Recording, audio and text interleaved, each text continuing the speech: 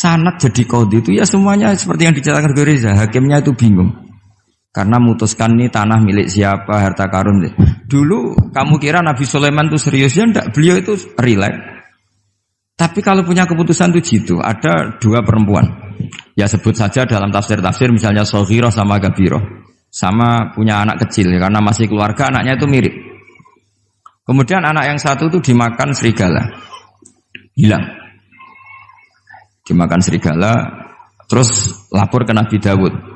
Karena yang meyakinkan itu yang satu, diputuskan ini milik kamu, misalnya milik yang adiknya.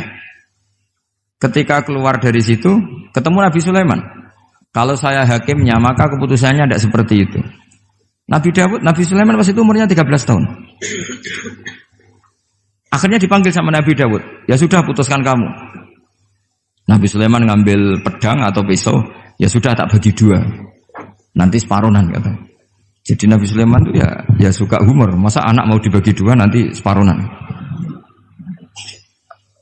Terus yang histeris nangis itu yang besar, yang mbaknya. Yang kecil tenang-tenang saja.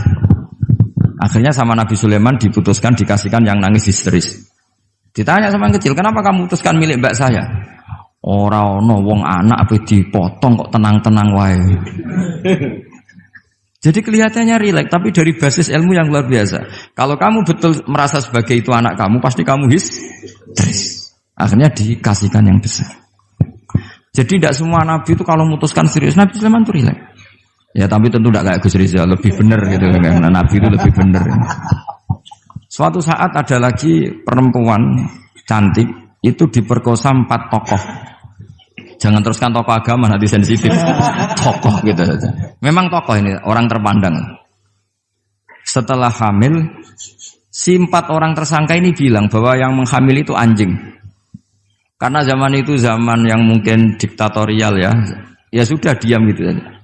Singkat cerita, dilaporkan ke Nabi Dawud. Bahwa ada peristiwa gini-gini, terduga adalah anjing. Nabi Dawud ya tenang saja, enggak ngerespon. Karena biasa ala wali kan tukang husnudzon. Nabi Dawud itu gayanya Nabi, gaya ala wali. Jadi gampang husnudzon. Kalau Nabi Sulaiman enggak. Jadi sistem reskrim itu harus matur nuwun sama Nabi Sulaiman. Orang 4 ini dipanggil. Manggilnya satu-satu. Kamu tahu kalau itu yang merkosa anjing? Ya, tahu saya. Anjingnya warnanya apa? Hitam.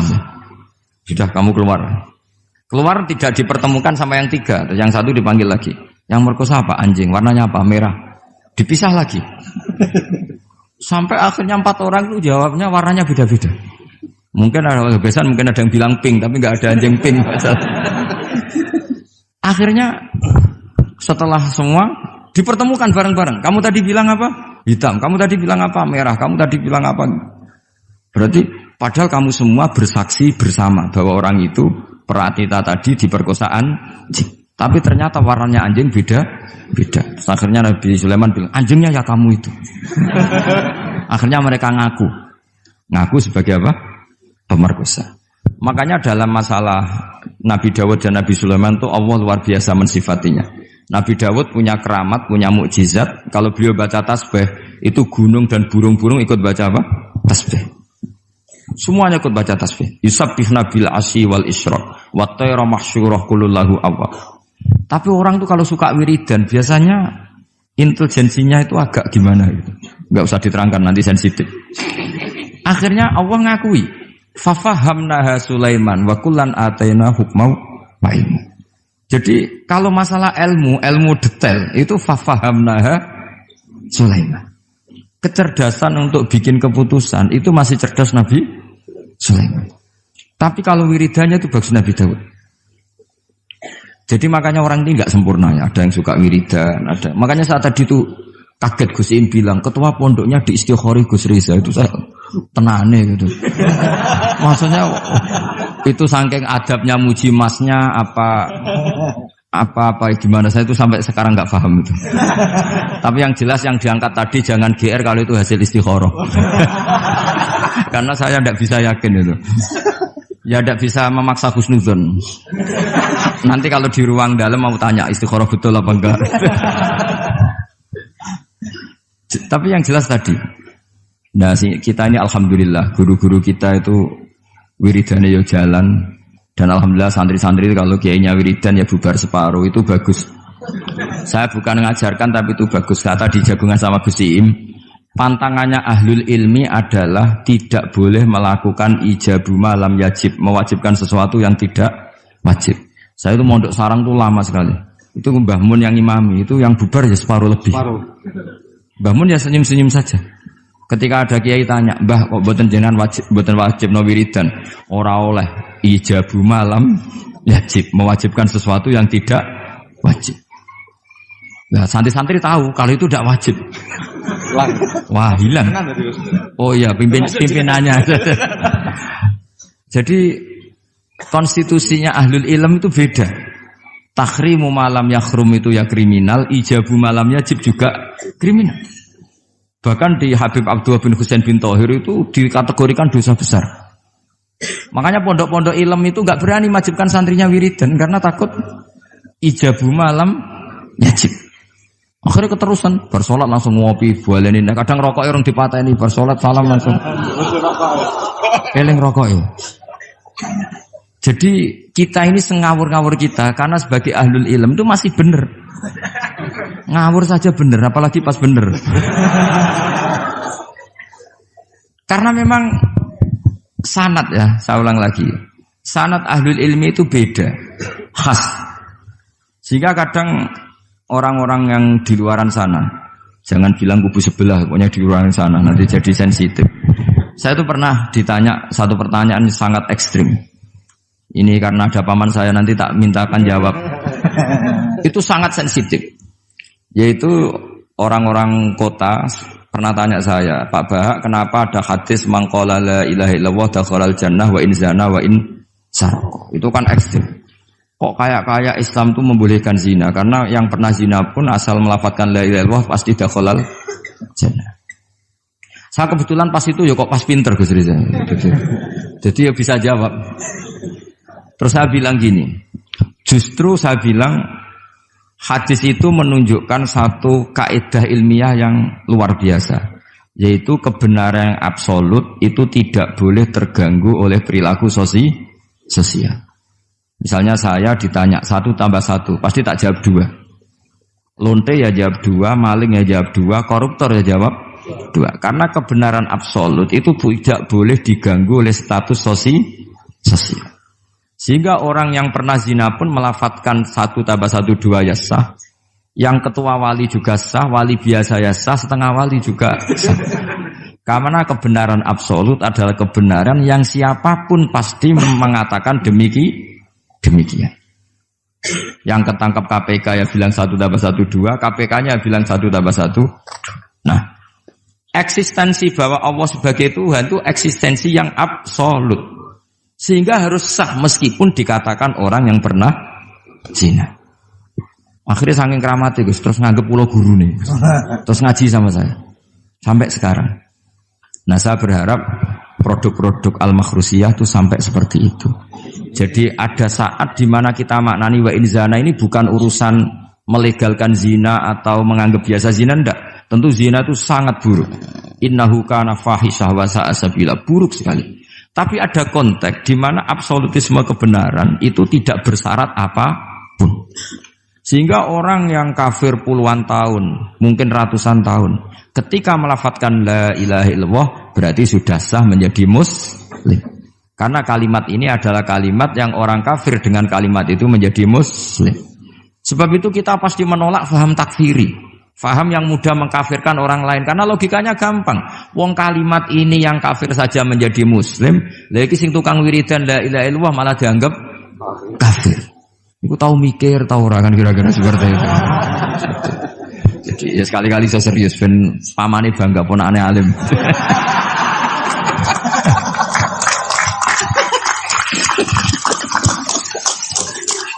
Jadi saya terpaksa ngetokno alim saya ben paman bangga gitu.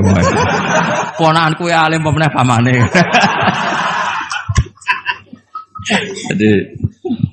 Jadi ini rileks ya. Jadi saya mohon sekali pemahaman hadis itu harus komprehensif, harus utuh. Sehingga zaman itu bukan sekedar kita. Abu Dzar itu sahabat yang khusyuk itu ya protes. Yang benar ya Rasulullah, masa wa in zana wa in saraq. Diulang lagi. Yang benar ya Rasulullah. Sampai Nabi mengatakan 3 kali. Lama-lama Nabi sampai agak keras nadanya. Ngendikan ala rohmi anfi Abi Dzarrin. Oh dasar wong grumbung kandhani ra ngandel gitu.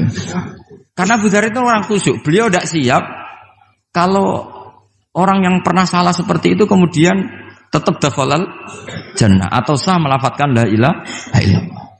Tapi dengan penjelasan ilmiah yang saya utarakan tadi, itu memang ini bukan masalah pelegalan zina atau nganggap zina biasa enggak, tapi masalah absolutisme kebenaran itu akan diakui oleh siapapun dan pihak manapun dan akan sah dari siapapun.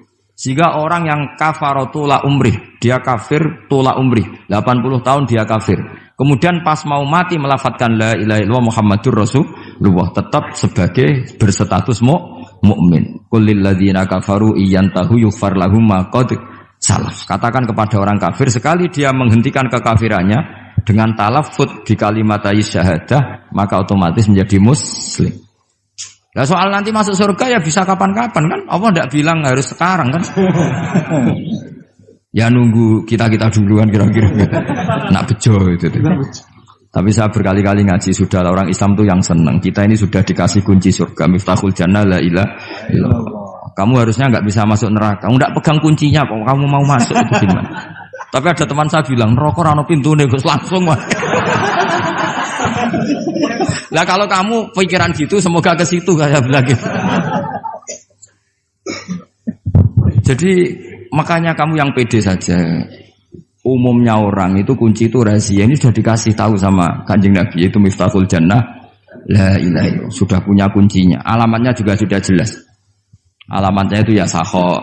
Karena kalau as-sakhiyu qaribun minallah, qaribun minal jannah. Kalau sampean kepengin tahu alamat neraka, ya bakhil tadi. Itu qaribun minan nar. Jadi kalau kamu tanya alamat neraka di mana Gus? Kalau kamu medit, dikir, ya itu dekat-dekat situ. Itu neraka. Nah saya enggak di dekat-dekat situ, makanya saya enggak tahu neraka di mana saya. Jadi saya mohon sekali, di balik saya sering guyon sama Gus Riza Gusim, kita ini membawa sanad yang berat. Karena di sini ada zuriatnya Kiai Makhrus, ada zuriatnya leluhur saya. Harus zuriatam ba'duha mim. Jangan sampai buyut-buyut kita yang sudah meninggal statusnya rubah karena ulah para cucunya. Kayak yang dialami tadi Yahuda bin Yakub bin Ishak bin Ibrahim. Nah kita tidak pernah tahu Yahuda itu apakah agama, apa marga. Itu masih jadi perdebatan. Karena kalau kamu kritik sebagai agama juga nanti repot karena ada ayat innalladzina amanu walladzina hadu wan nasara wassabiin. Terus man amana billahi wal yaumil akhir. Artinya ada ayat di mana orang-orang iman dan orang-orang hadu. Nah, kalau hadu ini kamu anggap satu faham agama nanti repot. Masa Yahudi kok disejajarkan innalladzina amanu walladzina hadu. Makanya ini jadi perdebatan para ahli tafsir. Makanya ada ahli tafsir maknanya innalladzina amanu walladzina hadu lan wong sing tau Yahudi. Ini balaghah bi'tibari makana. Pakai status dulu. Mau tidak mau secara bahasa memang seperti itu. Misalnya ada preman tobat di tangan Gus Riza mesti bilang, "Gus iki preman sing wis tobat." Jare wis tobat kok diarani preman. Itu namanya bi'tibari makana. Jadi dengan status yang dulu. Iki wong kafir tapi saiki wis Islam. Lho wis Islam kok diarani wong kafir. Ya, ada yang maknani sehingga enggak perlu kamu jadi orang liberal yang menyamakan semua agama terus dalil innalladzina amanu walladzina hadu wan nasara wasabiin man amana. Semua agama itu sama. Buktinya ayat itu sama, pakai wawu ataf. Iku ora tau ngaji tafsir Mbak Gus Riza kira-kira gitu. Kalau sudah ngaji tafsir insyaallah enggak akan seperti itu. Jadi ayat itu ada ilmunya. Dan alhamdulillah di pondok sini, di pondok Lirboyo juga diajarkan ilmu balaghah. Jadi kadang penamaan itu bukan sekarang tapi bi'tibari makana. Ngitung dulu. Paham ya? Kayak kita mengatakan ini kafir tapi sudah Islam. Itu paradok enggak? Wong sudah Islam kok dikatakan kafir. Iki dhisik santi goblok, saiki wis pinter. Goblok kok pinter. Ya, ngoten mawon Gus, mau karena bingung. Assalamualaikum warahmatullahi wabarakatuh. Waalaikumsalam warahmatullahi wabarakatuh.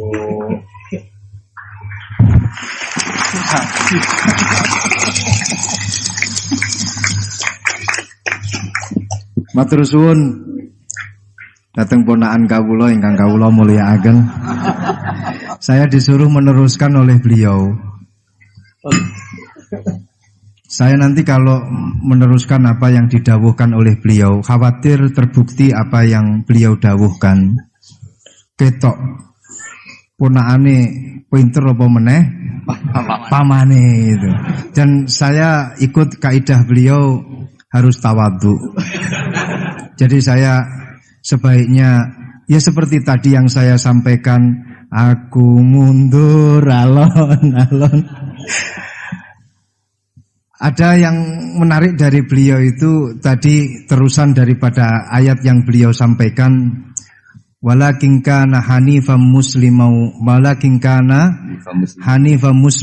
ma kana minal musyrikin. Ini yang kemudian menjadi jalan tengah antara perdebatan di antara apakah Ibrahim itu Yahudi ataupun Nasrani. Jawabannya adalah hanifan muslimau wa ma kana minal musyrikin. Ikut pada jalan yang lurus. Maka dari itu tadi pun juga beliau sudah memberikan arahan kepada kita, ikut pada jalan yang lurus, jalan yang telah diarahkan, yang telah diberikan oleh para sesepuh kita. Jadi sebenarnya ayat-ayat yang telah beliau sampaikan dan juga penafsirannya itu tadi sudah cukup. Kalian kalau mau mencari sesuatu, jawabannya itu ada di dalam Al-Quran semuanya. Dulu itu ada satu kisah yang disampaikan oleh Dr. Ali Toharoyan di dalam satu kitab tafsir Ayatul Ahkam yang beliau karang. Dr. Ali Toharoyan ini adalah salah satu guru besar di Al-Azhar.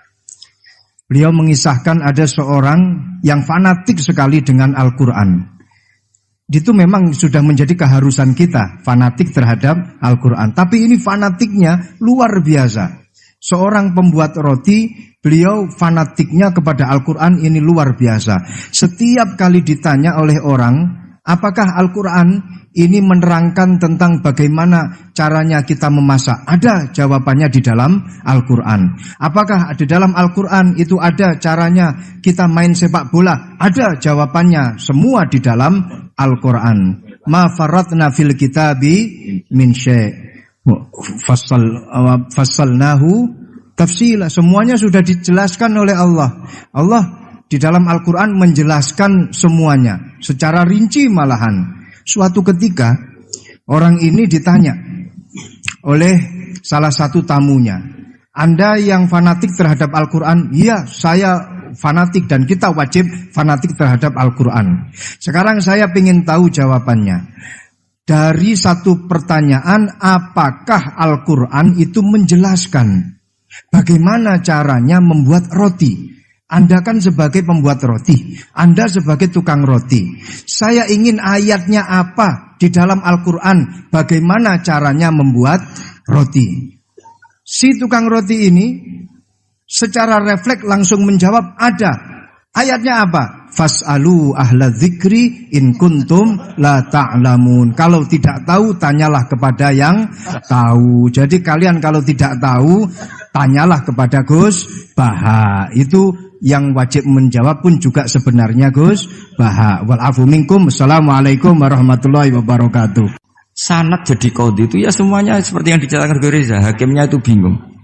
Karena memutuskan ini tanah milik siapa, harta karun. Dulu kamu kira Nabi Sulaiman itu serius, ya enggak, beliau itu rileks. Tapi kalau punya keputusan itu jitu. Ada dua perempuan, ya sebut saja dalam tafsir-tafsir misalnya Soghirah sama Gabiroh, sama punya anak kecil ya, karena masih keluarga anaknya itu mirip. Kemudian anak yang satu itu dimakan serigala, hilang, dimakan serigala, terus lapor ke Nabi Dawud.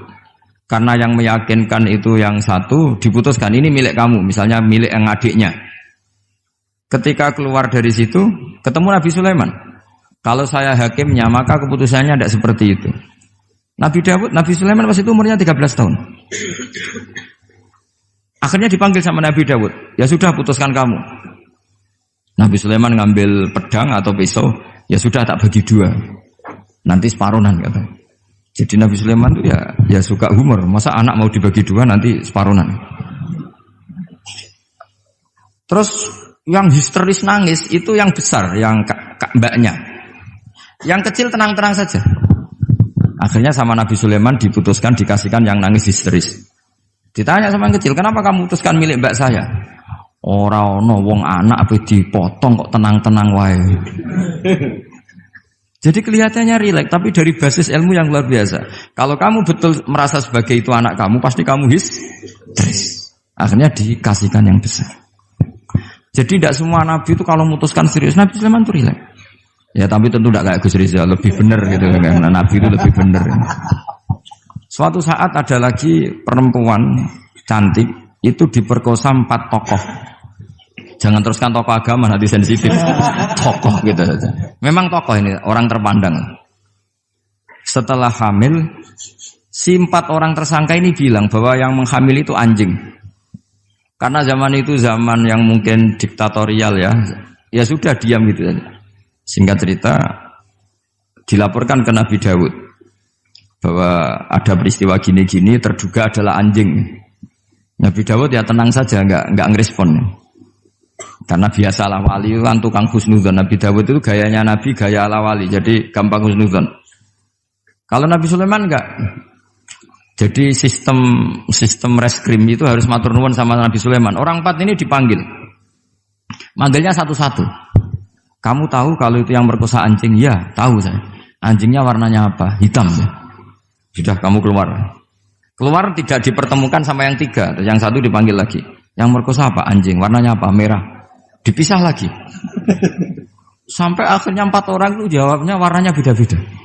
Mungkin ada kebiasaan, mungkin ada yang bilang pink, tapi nggak ada anjing pink. Akhirnya setelah semua dipertemukan bareng-bareng. Kamu tadi bilang apa? Hitam. Kamu tadi bilang apa? Merah. Kamu tadi bilang apa?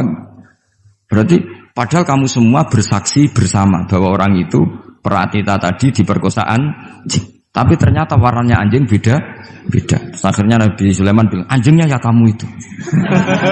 Akhirnya mereka ngaku sebagai apa? Pemerkosa. Makanya dalam masalah Nabi Dawud dan Nabi Sulaiman itu Allah luar biasa mensifatinya. Nabi Dawud punya keramat, punya mukjizat. Kalau beliau baca tasbih, itu gunung dan burung-burung ikut baca apa? Tasbih. Semuanya ikut baca tasbih. Yusabbihna bil asyi wal isyraq wa tayra mahsyurah kulullahu awwab. Tapi orang tuh kalau suka wiridan biasanya intelijensinya itu agak gimana gitu. Enggak usah diterangkan nanti sensitif. Akhirnya Allah ngakui, fafahamnaha Sulaiman wa kullan ataina hukmau wa ilmu.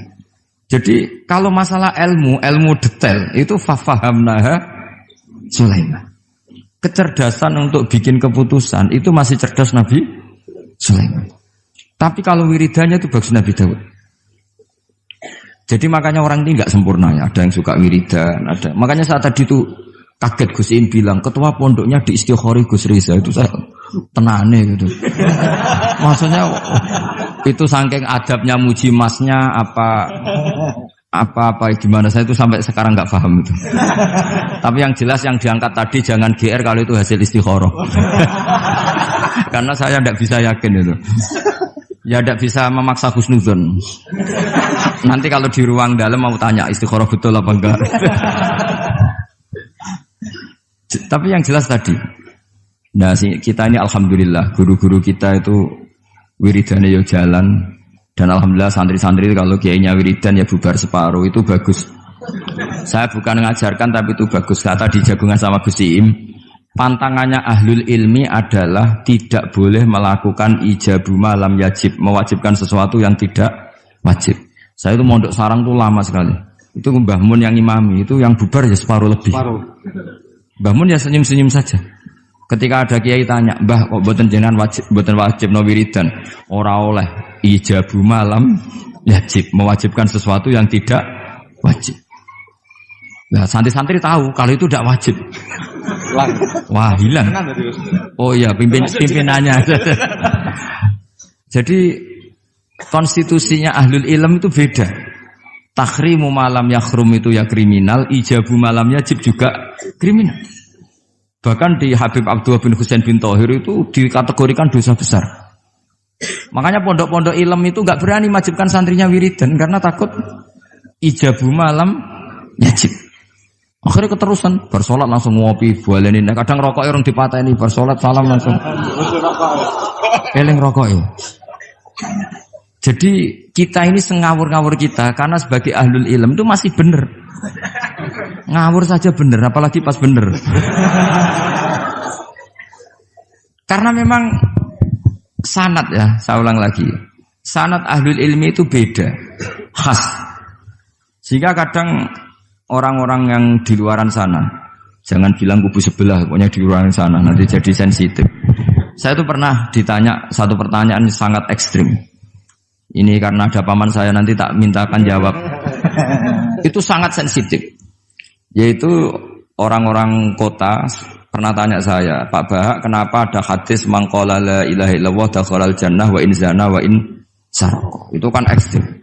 Kok kayak Islam itu membolehkan zina? Karena yang pernah zina pun asal melafadzkan la ilaha illallah pasti dakhalal jannah.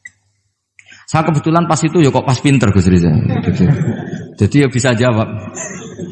Terus saya bilang gini, justru saya bilang hadis itu menunjukkan satu kaidah ilmiah yang luar biasa, yaitu kebenaran yang absolut itu tidak boleh terganggu oleh perilaku sosial.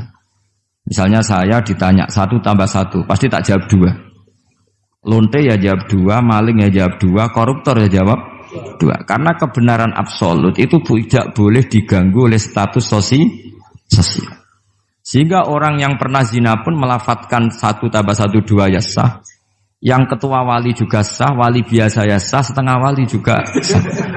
Karena kebenaran absolut adalah kebenaran yang siapapun pasti mengatakan demikian. Yang ketangkap KPK ya bilang 1 tambah 1 2, KPK-nya bilang 1 tambah 1. Nah, eksistensi bahwa Allah sebagai Tuhan itu eksistensi yang absolut. Sehingga harus sah meskipun dikatakan orang yang pernah zina. Akhirnya saking keramatnya Gus, terus nganggep pulau guru nih. Terus ngaji sama saya. Sampai sekarang. Nah, saya berharap produk-produk Al-Makhrusiyah itu sampai seperti itu. Jadi ada saat di mana kita maknani wa in zina ini bukan urusan melegalkan zina atau menganggap biasa zina, enggak. Tentu zina itu sangat buruk. Innahu kana fahisyah wa sa'a sabila, buruk sekali. Tapi ada konteks di mana absolutisme kebenaran itu tidak bersyarat apapun. Sehingga orang yang kafir puluhan tahun, mungkin ratusan tahun, ketika melafadzkan la ilaha illallah berarti sudah sah menjadi muslim. Karena kalimat ini adalah kalimat yang orang kafir dengan kalimat itu menjadi muslim. Sebab itu kita pasti menolak faham takfiri, faham yang mudah mengkafirkan orang lain. Karena logikanya gampang. Wong kalimat ini yang kafir saja menjadi muslim, lagi sing tukang wiridan la ilaha illallah malah dianggap kafir. Iku tahu mikir, tahu ora kan kira-kira seperti itu. Jadi ya sekali-kali saya serius ben pamane bangga ponakane alim.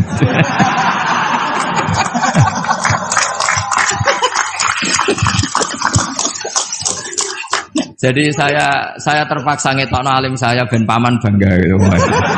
Ponakanku ya alim pemenah pamane. Jadi ini rileks ya. Jadi saya mohon sekali pemahaman hadis itu harus komprehensif, harus utuh. Sehingga zaman itu bukan sekedar kita. Abu Dzar itu sahabat yang khusyuk itu ya protes. Yang benar ya Rasulullah, masa wa in zana wa in saraq. Diulang lagi. Yang benar ya Rasulullah. Sampai Nabi mengatakan 3 kali. Lama-lama Nabi sampai agak keras nadanya. Ngendikan ala rohmi anfi Abi Dzarrin. Oh dasar wong grumbung kandhani ra ngandel gitu. Karena Abu Dzar itu orang khusyuk. Beliau tidak siap kalau orang yang pernah salah seperti itu kemudian tetap dakhalal jannah atau sah melafadzkan la ilaha illallah. Tapi dengan penjelasan ilmiah yang saya utarakan tadi, itu memang ini bukan masalah pelegalan zina atau nganggap zina biasa, enggak. Tapi masalah absolutisme kebenaran itu akan diakui oleh siapapun dan pihak manapun dan akan sah dari siapapun. Sehingga orang yang kafaratula umrih, dia kafir tula umrih, 80 tahun dia kafir. Kemudian pas mau mati melafadzkan la ilaha illallah Muhammadur Rasulullah, tetap sebagai berstatus mukmin. Qul lil ladzina kafaru iyantahu yughfar lahum ma qad salaf. Katakan kepada orang kafir sekali dia menghentikan kekafirannya, dengan talaffuz di kalimat syahadah maka otomatis menjadi muslim. Nah soal nanti masuk surga ya bisa kapan-kapan kan? Allah tidak bilang harus sekarang kan? Ya nunggu kita duluan kira-kira gitu. Nak bejo itu. Tapi saya berkali-kali ngaji sudah orang Islam tuh yang senang. Kita ini sudah dikasih kunci surga, miftahul jannah la ilaha illallah. Kamu harusnya nggak bisa masuk neraka. Kamu nggak pegang kuncinya kok. Kamu mau masuk itu gimana? Tapi ada teman saya bilang, neraka ora ono pintune Gus langsung mah. Lah kalau kamu pikiran gitu semoga ke situ saya bilang gitu. Jadi makanya kamu yang pede saja. Umumnya orang itu kunci itu rahasia. Ini sudah dikasih tahu sama Kanjeng Nabi yaitu miftahul jannah la ilaha illallah. Sudah punya kuncinya. Alamatnya juga sudah jelas. Alamatnya itu ya sakho. Karena kalau as-sakhiyu qaribun minallah qaribun minal jannah. Kalau sampean kepengin tahu alamat neraka ya bakhil tadi. Itu qaribun minan nar. Jadi kalau kamu tanya alamat neraka di mana Gus? Kalau kamu medit, kikir, ya itu dekat-dekat situ.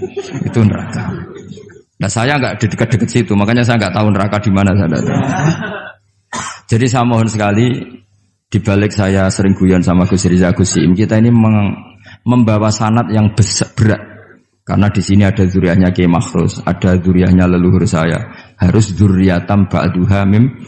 Jangan sampai buyut-buyut kita yang sudah meninggal statusnya rubah karena ulah para cucunya, kayak yang dialami tadi Yahuda bin Yakub bin Ishak bin Ibrahim. Nah kita tidak pernah tahu Yahuda itu apakah agama, apa marga, itu masih jadi perdebatan. Karena kalau kamu kritik sebagai agama juga nanti repot karena ada ayat innalladzina amanu walladzina hadu wan nasara wassabiin. Terus man amana billahi wal yaumil akhir. Artinya ada ayat di mana orang-orang iman dan orang-orang hadu. Nah, kalau hadu ini kamu anggap satu faham agama nanti repot. Masa Yahudi kok disejajarkan innalladzina amanu walladzina hadu. Makanya ini jadi perdebatan para ahli tafsir. Makanya ada ahli tafsir maknanya innalladzina amanu walladzina hadu lan wong sing tahu Yahudi. Ini balaghah bi'tibari makana. Pakai status dulu. Mau tidak mau secara bahasa memang seperti itu. Misalnya ada preman tobat di tangan Gus Riza mesti bilang, "Gus iki preman sing wis tobat." Jare wis tobat kok diarani preman, itu namanya bi'tibari makana. Jadi dengan status yang dulu. Iki wong kafir tapi saiki wis Islam. Lho wis Islam kok diarani wong kafir. Ya, ada yang maknani sehingga enggak perlu kamu jadi orang liberal yang menyamakan semua agama terus dalil innalladzina amanu walladzina hadu wan nasara wasabiin man amana. Semua agama itu sama. Buktinya ayat itu sama, pakai wawu ataf. Iku ora tau ngaji tafsir Mbak Gus Riza kira-kira gitu. Kalau sudah ngaji tafsir insyaallah enggak akan seperti itu. Jadi ayat itu ada ilmunya.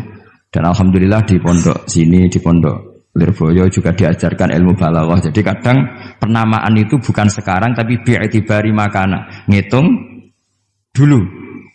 Paham ya? Kayak kita mengatakan ini kafir tapi sudah Islam. Itu paradok enggak? Wong sudah Islam kok dikatakan kafir.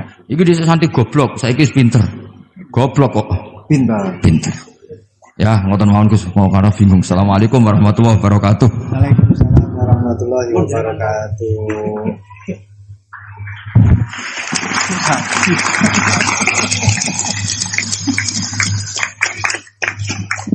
Matur suwun dateng ponakan kawula ingkang kawula mulyakaken. Saya disuruh meneruskan oleh beliau. Saya nanti kalau meneruskan apa yang didawuhkan oleh beliau, khawatir terbukti apa yang beliau dawuhkan. Ketok ponakane pinter apa meneh pamane itu. Dan saya ikut kaidah beliau harus tawadhu. Jadi saya sebaiknya ya seperti tadi yang saya sampaikan, aku mundur alon-alon. Ada yang menarik dari beliau itu tadi terusan daripada ayat yang beliau sampaikan, walakin kana hanifan muslimau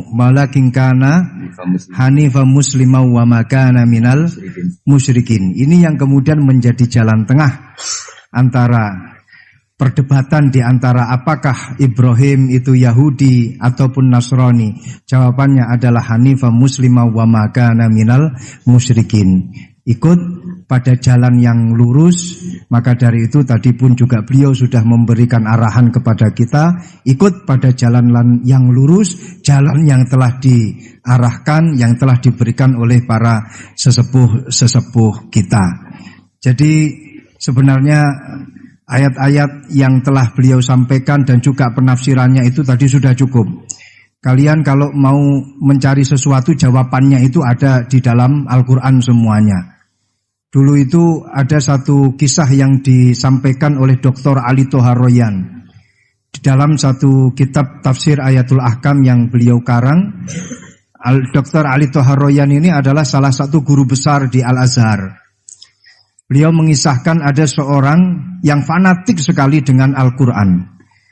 Itu memang sudah menjadi keharusan kita, fanatik terhadap Al-Quran. Tapi ini fanatiknya luar biasa.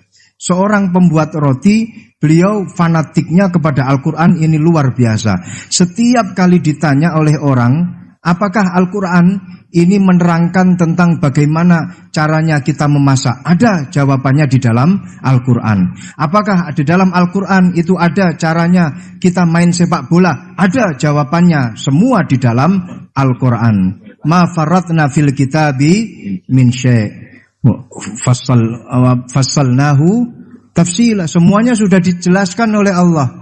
Allah di dalam Al-Quran menjelaskan semuanya secara rinci malahan. Suatu ketika orang ini ditanya oleh salah satu tamunya, Anda yang fanatik terhadap Al-Quran? Iya, saya fanatik dan kita wajib fanatik terhadap Al-Quran.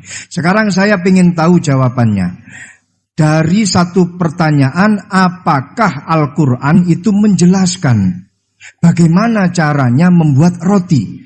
Anda kan sebagai pembuat roti, Anda sebagai tukang roti. Saya ingin ayatnya apa di dalam Al-Quran, bagaimana caranya membuat roti.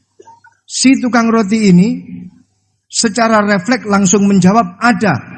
Ayatnya apa? Fas'alu ahla dzikri in kuntum la ta'lamun. Kalau tidak tahu, tanyalah kepada yang tahu. Jadi kalian kalau tidak tahu, tanyalah kepada Gus Baha. Itu yang wajib menjawab pun juga sebenarnya Gus Baha. Wal afu minkum. Assalamualaikum warahmatullahi wabarakatuh. Sanad jadi qadhi itu ya semuanya seperti yang diceritakan Reza. Hakimnya itu bingung. Karena memutuskan ini tanah milik siapa, harta karun. Dulu kamu kira Nabi Sulaiman itu serius, ya enggak, beliau itu rileks.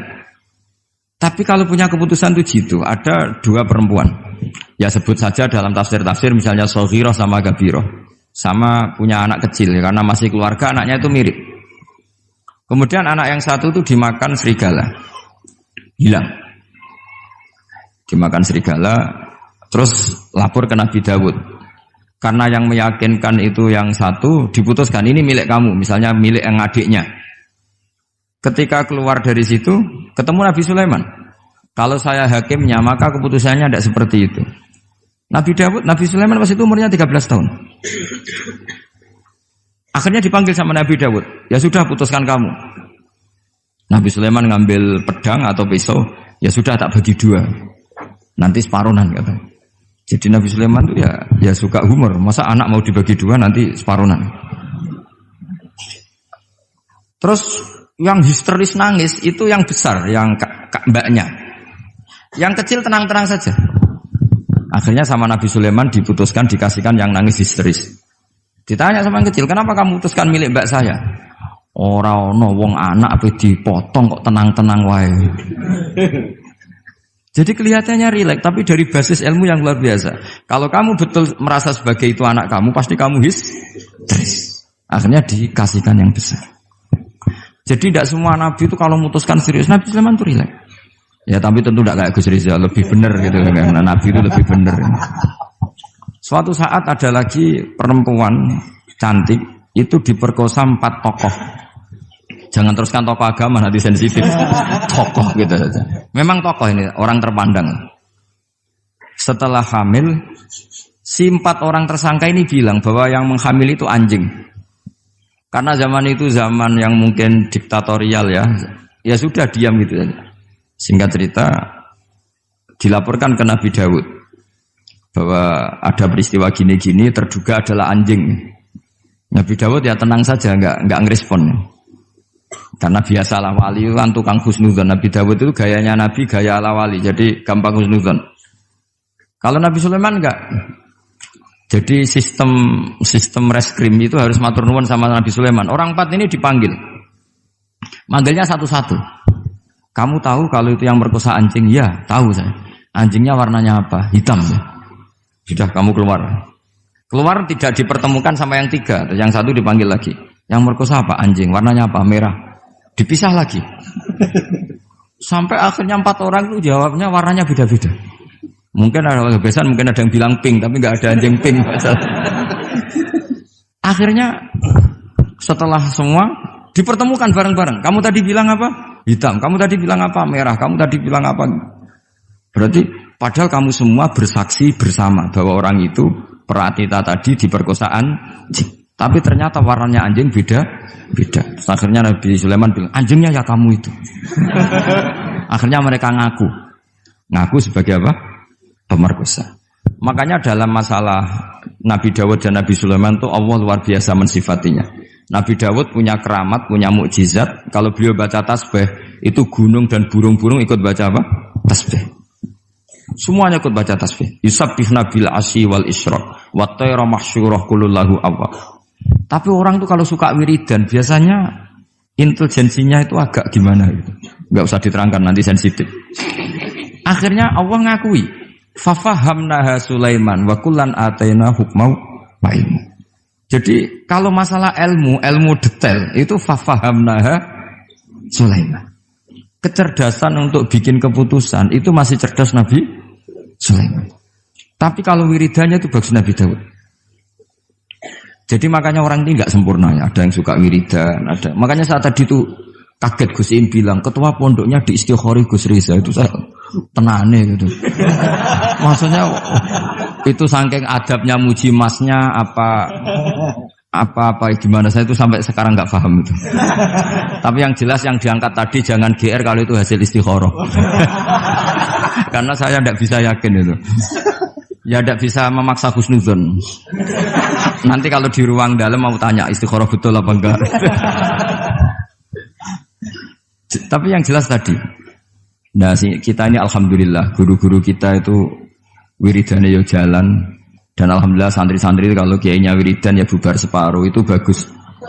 Saya bukan mengajarkan tapi itu bagus. Kata di jagungan sama Gus Iim, pantangannya ahlul ilmi adalah tidak boleh melakukan ijabu malam yajib, mewajibkan sesuatu yang tidak wajib. Saya itu mondok sarang tuh lama sekali. Itu Mbah Mun yang imami, itu yang bubar ya separuh lebih. Mbah Mun ya senyum-senyum saja. Ketika ada kiai tanya, "Mbah, kok boten jenengan boten wajib no wiridan?" Ora oleh ijabu malam yajib, mewajibkan sesuatu yang tidak wajib. Nah, santri-santri tahu kalau itu tidak wajib. Wah, hilang. Oh iya, pimpinannya. Jadi konstitusinya ahlul ilm itu beda. Tahrimu malam yakhrum itu ya kriminal, ijabu malam yajib juga kriminal. Bahkan di Habib Abdullah bin Husain bin Thohir itu dikategorikan dosa besar. Makanya pondok-pondok ilm itu enggak berani wajibkan santrinya wiridan karena takut ijabu malam yajib. Akhirnya keterusan, bersolat langsung ngopi, bualenin. Kadang rokoknya orang dipatahin, bersolat salam langsung. Eling rokoknya. Jadi kita ini sengawur-ngawur kita karena sebagai ahlul ilm itu masih benar. Ngawur saja benar, apalagi pas benar. Karena memang sanad ya, saya ulang lagi. Sanad ahlul ilmi itu beda, khas. Sehingga kadang orang-orang yang di luaran sana, jangan bilang kubu sebelah, pokoknya di luaran sana, nanti jadi sensitif. Saya itu pernah ditanya satu pertanyaan sangat ekstrim. Ini karena ada paman saya nanti tak mintakan jawab. Itu sangat sensitif. Yaitu orang-orang kota pernah tanya saya, Pak Bahak, kenapa ada hadis mangqala la ilaha illallah dakhalal jannah wa in zana wa in sarqa. Itu kan ekstrim. Kok kayak Islam itu membolehkan zina? Karena yang pernah zina pun asal melafadzkan la ilaha illallah pasti dakhalal jannah. Saya kebetulan pas itu ya kok pas pinter Gus Riza. Jadi ya bisa jawab. Terus saya bilang gini, justru saya bilang Hadis itu menunjukkan satu kaidah ilmiah yang luar biasa, yaitu kebenaran yang absolut itu tidak boleh terganggu oleh perilaku sosial. Misalnya saya ditanya 1 tambah 1, pasti tak jawab 2. Lonte ya jawab 2, maling ya jawab 2, koruptor ya jawab 2. Karena kebenaran absolut itu tidak boleh diganggu oleh status sosial. Sehingga orang yang pernah zina pun melafatkan 1 tambah 1 2 ya sah. Yang ketua wali juga sah, wali biasa ya sah, setengah wali juga sah. Karena kebenaran absolut adalah kebenaran yang siapapun pasti mengatakan demikian. Yang ketangkap KPK ya bilang 1 tambah 1 2, KPK-nya bilang 1 tambah 1. Nah, eksistensi bahwa Allah sebagai Tuhan itu eksistensi yang absolut. Sehingga harus sah meskipun dikatakan orang yang pernah zina. Akhirnya saking keramatnya Gus, terus nganggep pulau guru nih, terus ngaji sama saya sampai sekarang. Nah saya berharap produk-produk al-makhrusiyah itu sampai seperti itu. Jadi ada saat di mana kita maknani wa in zina ini bukan urusan melegalkan zina atau menganggap biasa zina, enggak. Tentu zina itu sangat buruk. Innahu kana fahisyah wa sa'a sabila, buruk sekali. Tapi ada konteks di mana absolutisme kebenaran itu tidak bersyarat apapun. Sehingga orang yang kafir puluhan tahun, mungkin ratusan tahun, ketika melafadzkan la ilaha illallah berarti sudah sah menjadi muslim. Karena kalimat ini adalah kalimat yang orang kafir dengan kalimat itu menjadi muslim. Sebab itu kita pasti menolak faham takfiri. Faham yang mudah mengkafirkan orang lain. Karena logikanya gampang. Wong kalimat ini yang kafir saja menjadi muslim. Lagi sing tukang wiridan la ilaha illallah malah dianggap kafir. Iku tahu mikir, tahu orang kan kira-kira seperti itu. Jadi ya sekali-kali saya serius. Ben pamane bangga ponakane alim.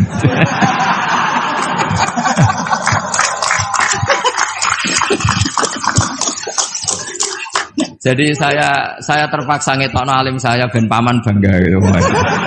Ponakanku ya alim pemeneh pamane. Jadi ini rileks ya. Jadi saya mohon sekali pemahaman hadis itu harus komprehensif, harus utuh. Sehingga zaman itu bukan sekedar kita. Abu Dzar itu sahabat yang khusyuk itu ya protes. Yang benar ya Rasulullah, masa wa in zana wa in saroko. Diulang lagi. Yang benar ya Rasulullah. Sampai Nabi mengatakan 3 kali. Lama-lama Nabi sampai agak keras nadanya. Ngendikan ala rohmi anfi Abi Dzarrin. Oh dasar wong grumbung kandhani ra ngandel gitu. Karena Abu Dzar itu orang khusyuk. Beliau tidak siap kalau orang yang pernah salah seperti itu kemudian tetap dakhalal jannah atau sah melafadzkan la ilaha illallah. Tapi dengan penjelasan ilmiah yang saya utarakan tadi, itu memang ini bukan masalah pelegalan zina atau nganggap zina biasa, enggak. Tapi masalah absolutisme kebenaran itu akan diakui oleh siapapun dan pihak manapun dan akan sah dari siapapun.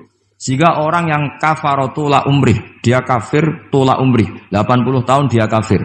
Kemudian pas mau mati melafadzkan la ilaha illallah Muhammadur Rasulullah, tetap sebagai berstatus mukmin. Qul lil ladzina kafaru iyantahu yughfar lahum ma qad salaf. Katakan kepada orang kafir sekali dia menghentikan kekafirannya dengan talaffuz di kalimat syahadah, maka otomatis menjadi muslim. Nah soal nanti masuk surga ya bisa kapan-kapan kan? Allah tidak bilang harus sekarang kan? Ya nunggu kita duluan kira-kira. Nak bejo itu.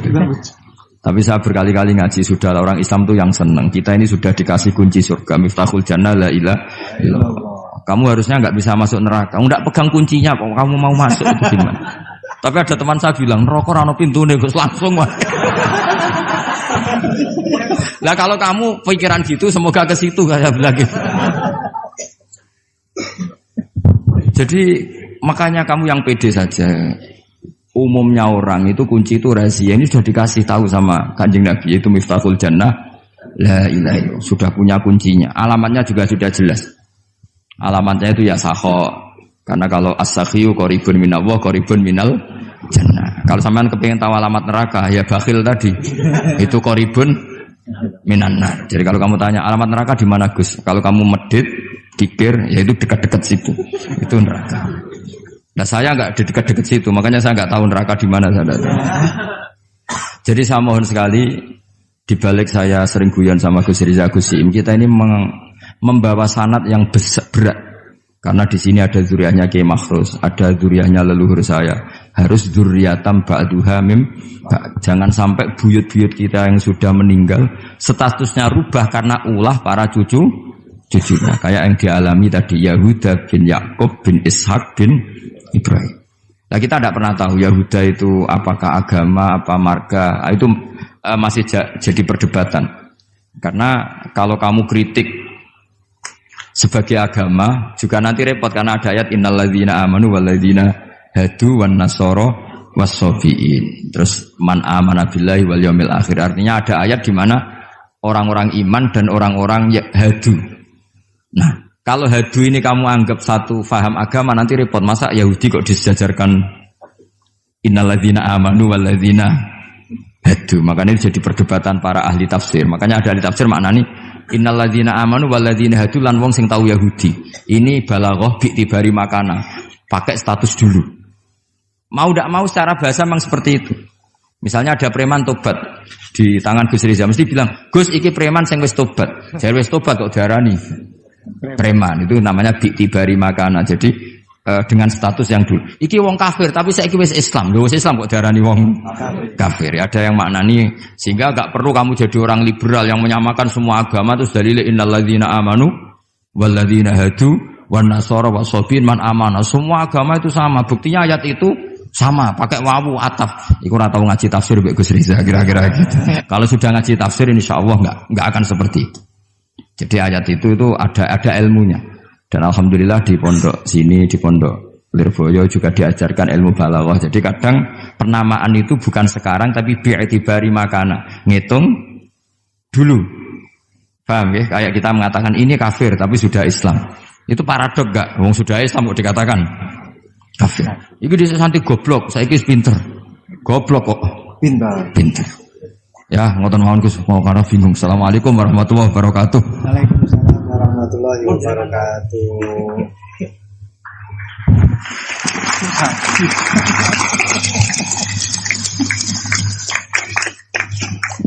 Matur suwun dateng ponakan kawula ingkang kawula mulyakaken. Saya disuruh meneruskan oleh beliau.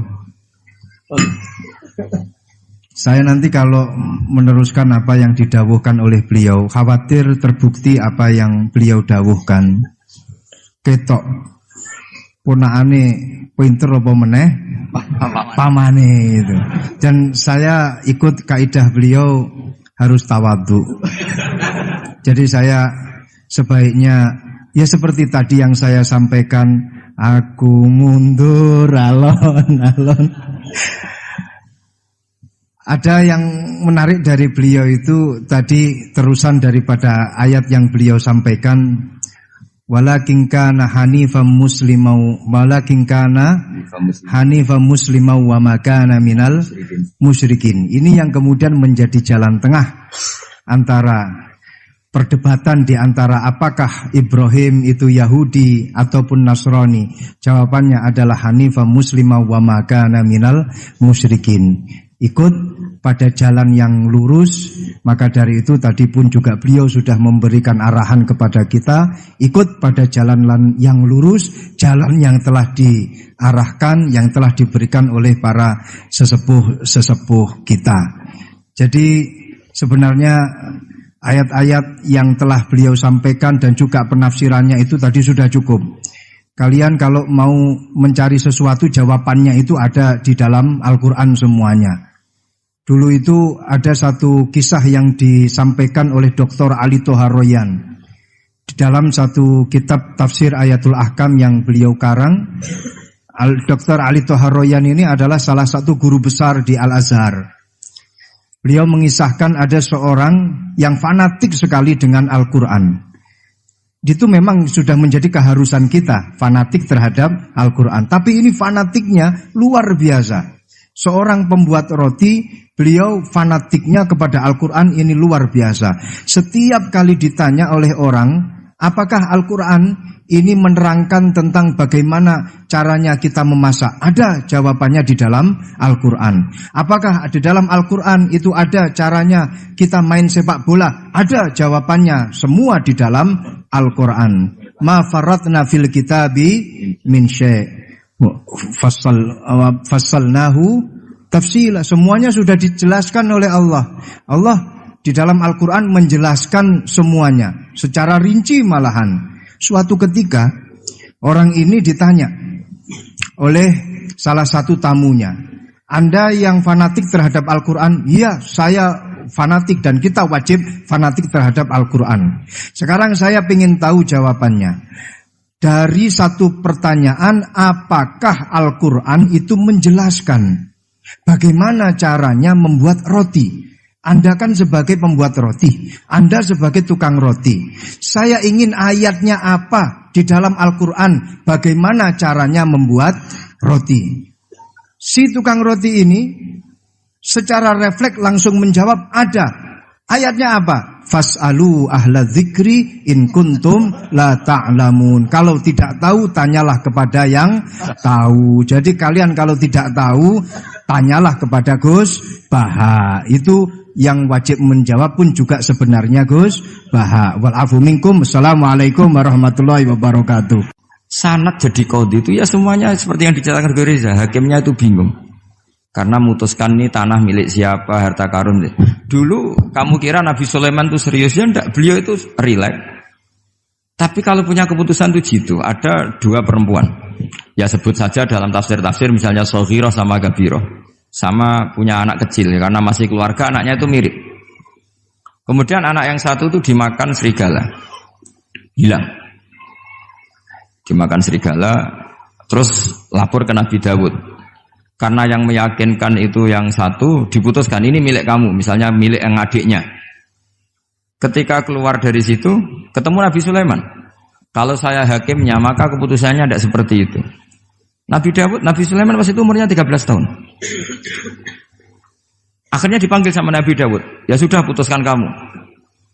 Nabi Sulaiman ngambil pedang atau pisau. Ya sudah, tak bagi dua. Nanti separuhan kata.